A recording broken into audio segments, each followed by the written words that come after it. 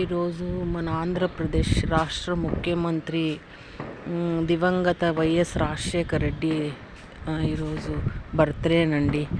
అలాంటి ముఖ్యమంత్రిని నేను ఎక్కడా చూడలేదండి.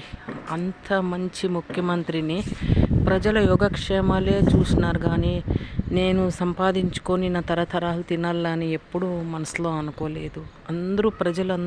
ప్రజల కోసమే బ్రతికినారు. అలాంటి ముఖ్యమంత్రిని ఎంత క్రూరంగా చేసినారు, ఎంత కుతంత్రాలు చేసి చంపేసినారండి.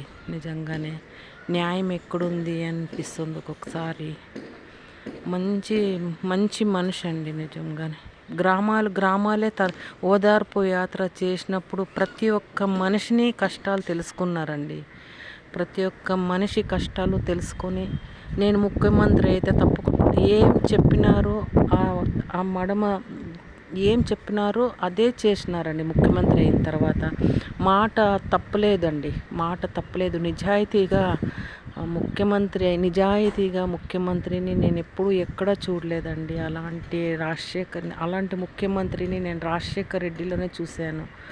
నేను నిజంగా మోసగాడంటే చంద్రబాబు నాయుడు అండి. అలాంటి మోసగాడిని అంత మోసగాడిని నేను ఎక్కడా చూడలేదు. అంత మంచి రాజశేఖర రెడ్డి అంత మంచి ముఖ్యమంత్రిని నేను ఎక్కడ చూడలేదండి.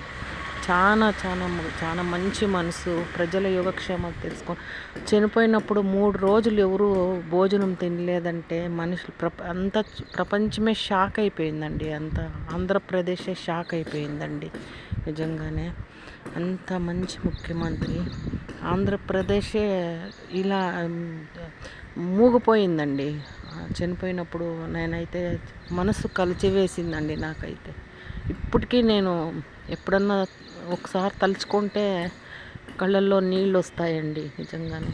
అలాంటి ముఖ్యమంత్రి పుట్టుడండి. నిజంగా ప్రజలకు యోగక్షేమాలు తెలుసుకునేవాడండి.